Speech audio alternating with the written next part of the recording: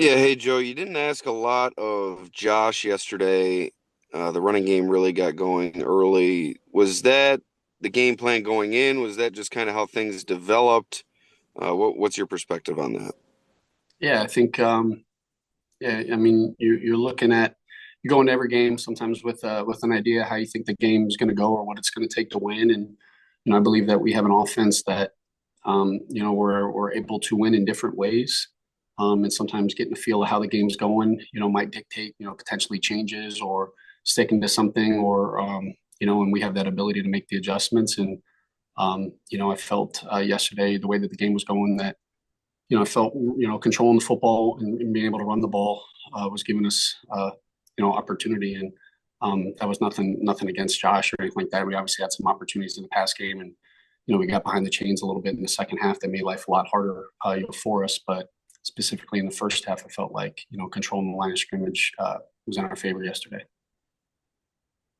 You get down close there at the end, you come away with a field goal, you're unable to punch it in. Can you reflect on that sequence? What disallowed you from punching it in the end zone?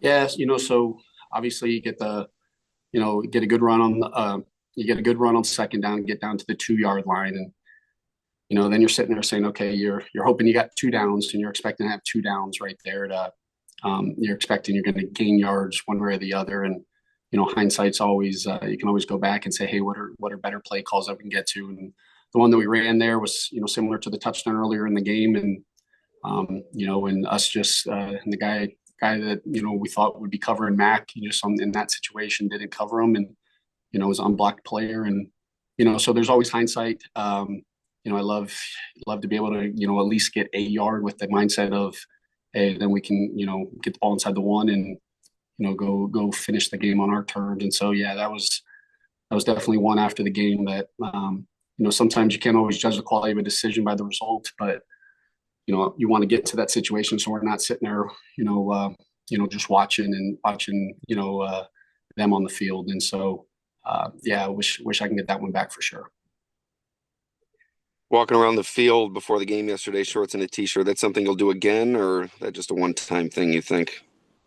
When you guys should know by now, I'm pretty consistent. I don't like to think about what I'm going to wear or, I like to spend as least amount of time as possible with that. So I'll have a black t-shirt on and black shorts, probably again this week, as I am right now. Thanks. Appreciate you.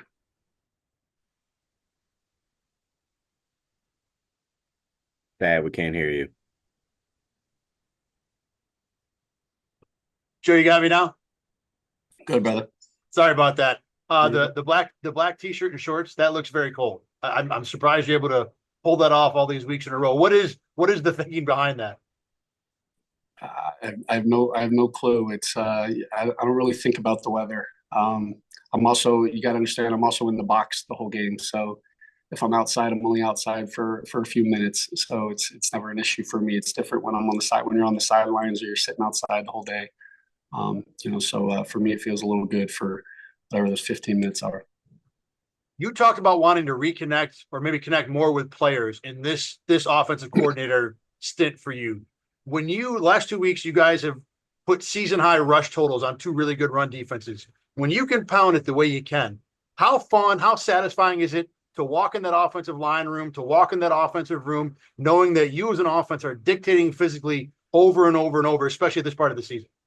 Yeah, no, you know, it's playoff football, right? And it's cold outside. The weather's not the weather in the field sometimes aren't on just great terms with the footing, and you need to be able to be a physical football team and be able to establish the line of scrimmage. And and I'm fortunate for the offensive line that we have that the trust that I have in them and our backs understanding and it always points to the offensive line, but the wide receivers and the tight ends that we have in the run game that are doing all the unselfish work, and it's critical. And look, locker room halftime, I go down and hey guys, what do you want right now? Like, how are you guys feeling? How are you approaching it? And them being honest with me, and again, whether it works or not, it's the confidence and the trust in them that they're out there doing it and they're feeling it and they're understanding how the blocks are approaching it, and that communication, that trust in them. Like, we've gotten to this point because of our guys, because of our players and the trust that we have in them, and that can't change. I know it's not the priority for you right this second, but what was your takeaway from your first experience kind of being deep in the head coach interview merry-go-round the end of last week? Well, whether it's fortunate or unfortunate, this is the third go around for me. I was getting in Carolina a little bit, and yeah, it's what you're walking into this time, right? So there's not really any preparing or spending any other thought around. And I know it sounds like hey, that's impossible, but it's really easy to just kind of walk in with no expectations, with no preparation, and just be yourself, and the rest takes care of itself. And I wasn't going to allow myself to take anything away from the game planning. So, like I said last week, my wife and my son might have saw me a little less, but nothing was different from a work perspective. Appreciate it, Joe. Thanks. Thank you. Hey, Joe, John Worrell. How you doing, John? Kind of a big picture question, and knowing that you're relatively young at 35, when it comes to quarterbacks in your time, and how have you seen that position develop? We're seeing four mobile quarterbacks in this Final Four. And you've been familiar with Drew Brees, who wasn't really considered a mobile guy, but how have you seen that progression happen? Yeah, I think anytime you have the ability to use your legs, that is an added element that makes life a lot harder for defenses. So some of that athleticism that wasn't maybe necessarily the top quarterbacks from the past that are now you see in all these guys that are able to use their legs, and it makes defenses a little harder to defend. I say that, but you look at the Drew Brees, the Tom Brady, the Peyton Manning, like they might not have been the most athletic, but their athleticism in the pocket and their footwork in the pocket and their feet was everything. And so to me, that's the biggest thing, is seeing the athleticism, but seeing these quarterbacks, their comfort level in the pocket, and not just being hey, if it's not there, I'm running, but the comfort level of being able to work through progressions. I think the game of football is in such a good spot with the quarterbacks that we have. It was evident yesterday looking at those two quarterbacks that we have. We were all selfish to watch, the Tom Brady's, the Peyton Manning's, the Drew Brees, all those guys for so many years, and Aaron Rodgers still going. But football's going to be good for the next 20, and it's from a fan of football, it's we're in good shape. I love the fact that you said as a fan of football, we're in good shape, because remove yourself from being the Bills' offensive coordinator, and how much as a fan you would want to see, and they're not playing against each other, but Josh versus Patrick. Yeah, I mean, just similar to last week, right? When the games, when the best quarterbacks are playing in the biggest games, it's always fun, right? You want to be tuned in and see the best against the best. And yeah, the quarterbacks aren't, necessarily, on the field together going at it, but your teams are. And, when you're at this point, right, it's the best teams going against the best teams. And it's not just about the one player. And, for us to get to where we need to get to, it's not all about Josh, and it hasn't been all year. And, he's obviously our best player. He's our most valuable player, but it's our whole football team that's gotten us to this point. I get that, Joe. Thank you so much. I appreciate you. Hey, Joe. I want to ask about Amari Cooper. Talk to him a little bit to Sean about him. And, I know fans see the snap count yesterday and, expectations versus matchups, all those kinds of things. Has it been challenging at all to integrate Amari consistently into the offense or into the game plan? No, I think, I think Amari's doing a great job at, being in the room and embodying, that selfless mindset. And, I say it every time, just, watch out on the field where the DBs are when Amari's in the game. And, obviously I'd love to be able to, we didn't pass the ball a lot yesterday. I think sometimes that's a product of it. And, I think, Coop's doing a great job for us. He's part of our group that makes our group kind of who they are, and he's leading it. And he doesn't care about the stats right now. And he knows that him being on the field helps our offense. I'd love to be able to get more opportunities just like all the guys. And be able to get us going, and just hasn't been how the game's kind of played out the last 2 weeks. On that third down screen, thank you, to Dawson Knox. When you have a play like that and it doesn't have success, how do you balance that with maybe going back to that in the future? And why didn't that play kind of have a little bit more success? Yeah, I mean, I don't, like I'm going to trust Josh. Josh, we call a play that has, might have an alert on, and we have plenty of blitz zero answers. And, I'm always going to trust him. And we have, regardless of who's in the game, I think some of it sometimes is it's not necessarily, is looking at the why that it didn't work. And, when we got to clean up some of our technique on the play and, but, you can't second guess every call, and I hate the result of it. When you got a blitz zero, opportunity, obviously can got us in a better play. But regardless of throwing it to Dawson or whoever it is, I'm going to trust all our guys on the field, and clearly Josh did as well, to be able to get us to an opportunity to be able to get to a potential either get the first down or get to a fourth and manageable to be able to go for it like we kind of were yesterday. And so obviously it didn't work out. And so usually when they don't, you want the call back. But I think for us, a lot of it is just cleaning up the execution with it and, just making sure we got the right alerts and, and checks on some of those plays. I mean, not to go too deep dive here, but how much are you and Josh talking week to week about his process in those moments when maybe he has to check something and like putting things in his memory bank for improvements on the next time he sees something similar? Well, some of it is play specific. Like there's plays that we have alerts where, it's already, hey, Josh, this is kind of what we're doing. And, and then there's somewhere Josh, he's an elite quarterback and kind of can see it and get to a play, and get to his best play. And usually that works as well. So, I'm always going to trust him, and he's doing such a great job this year, just playing within the system and, not caring about who's getting the ball or how it's playing out. And, when a play like that doesn't work, to me, obviously I have to look at myself and figure out the why. And then we got to make sure that the technique and the detail to it, is cleaned up, and making sure if we get in that situation again, what we would do differently. Thanks, Joe. Appreciate it. Coach Brady, Mookie Hawkins, Waffle Sports 1080. Great win. Thank you. Hello?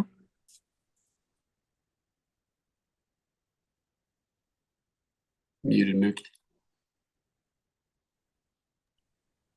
How things going, Coach? I'm good, bud. How you doing?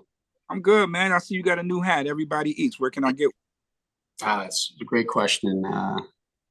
Player on our team made them, so that'll be it's a great question. It's above my pay grade. Y'all just got your own little individual merch department going on with the guys there. If the guys give me a hat, I'm gonna rock it. That's for sure. I'm all about my guys. Absolutely, I definitely need one. But Coach, you dive into a double dip situation, almost expanding that lead there, anywhere between 14 points to 18 points to make it a 2-possession game. What went into not really developing rhythm to come out in the second half there? What went into that? Yeah, that's the third quarter had a great opportunity. I mean that drive at the end of the half was critical, and be able to get points, man, and the confidence was high. And making some of the adjustments. Obviously, you start behind the chains on the first play, and I know the second down play is a play Josh will definitely naturally want back. The throw and catch to him and Dalton, and Dalton making that play and hopefully be able to extend the drive, but.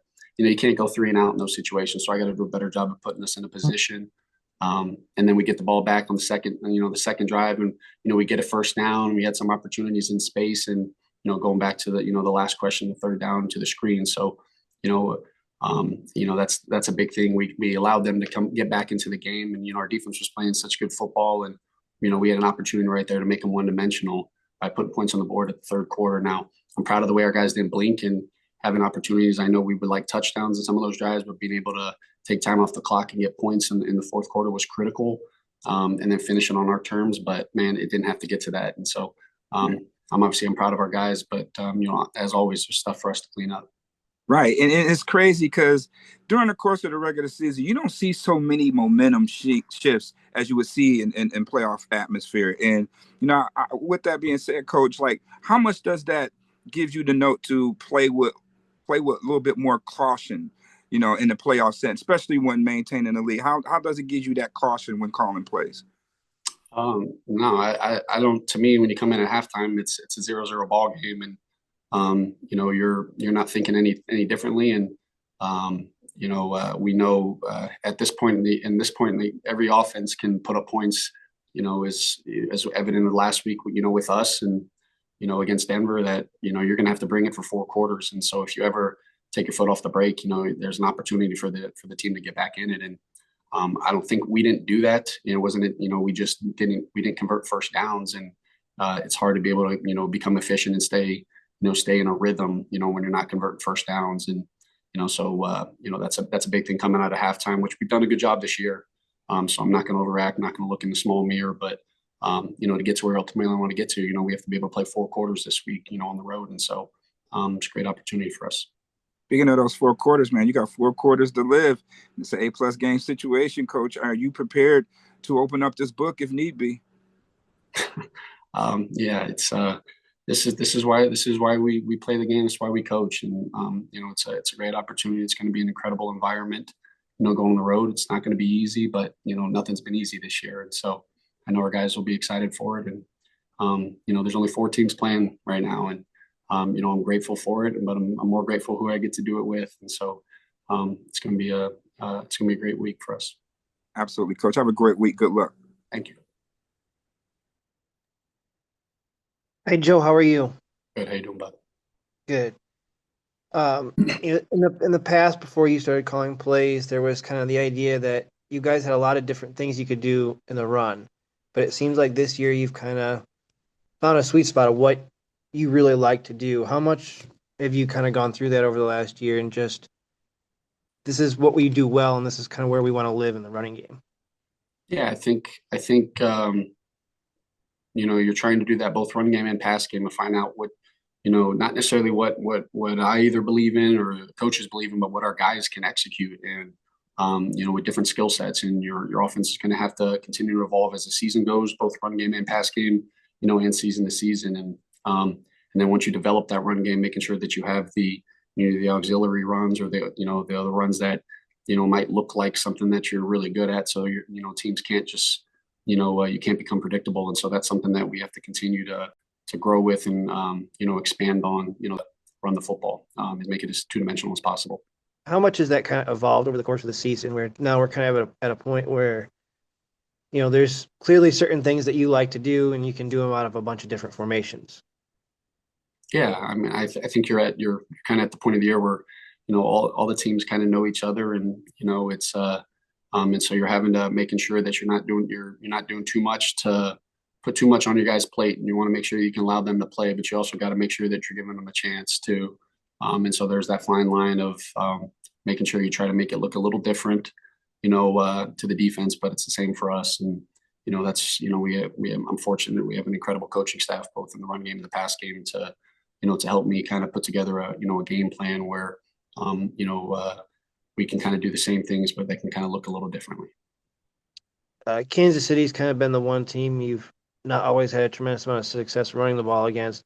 What makes them, that scheme and that front, a little more challenging to kind of get some sustained success in the running game? Yeah, I mean, they have the best player in football, right? Best defensive player in football, Chris Jones. I mean, he is as dynamic as they come, and they have 11 guys that play together as a defense and all understand their scheme, and they're extremely well coached. When you got really good players and really good scheme and coaching, it makes it really hard. And so it's going to be a great opportunity, a great challenge for us this week. Thanks. Appreciate you. Hey, Joe. I don't know if you'll want to answer this, but who made the hats? Who did you get the hat from? Yeah, that's above me. Okay. Thought I would try. And then I was curious with James, we've obviously talked so much about his production this year and everything, the jump he's kind of taken this season. Is there anything you've seen from him, like behind the scenes in the meeting rooms, that's really stood out to you that you feel like has helped take that next step? Like, what are we not seeing that you feel like has helped him do what he's doing this year? Are you talking about with Jimbo? Yeah. Yeah. So, I mean, it's been so, I mean, seeing his growth as a football player this year it's been incredible. He's in his just comfort level in communicating, shooting me texts, his confidence, the way that he's playing, the style that he's playing, understanding the why behind what we're doing, asking the questions, talking with his offensive line. I mean, the running back position is not easy. I know sometimes people think it's like, hey, you just go get the football and just, find the open hole. But, while you're back there, you're having to see, what fronts they're in. How's the defensive playing it? Oh, is this going to be a blitz? How's this ball going to hit? And, and he's just continuing to grow and that takes time and it's hard, but he's playing with confidence and he's a huge reason why we're playing this week. Don't necessarily consider him like the chattiest guy in the locker room. Like, so when you say like he's communicating more, is that like something you felt like he just had to learn, like as a or how have you kind of maybe seen that part grow? Well, I think sometimes there's a comfort level, right? And, sometimes there's topics that people feel comfortable talking about, and we have a lot of guys on our team that might not talk a lot, but when they talk about football, they talk a lot, and at least, or when they do communicate, like when Jimbo's communicating, there's purpose and there's reason. And if he's asking a question, it's obviously important to him. And but it's been a lot of fun to see his growth. And there's a reason he's one of the best running backs in football. Thanks, Joe. Thank you. Hey, Joe. I know you just touched on the Kansas City defense a couple questions ago, but where do you see they've changed the most since y'all played them back in November?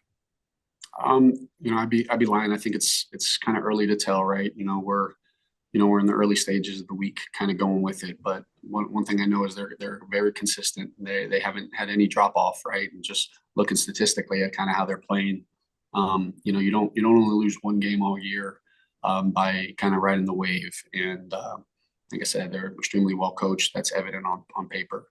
But really kind of early in the week for me to be able to give you a definite answer. To flip the question though, how do you feel that you have changed the most throughout the season or grown the most? Great question. I think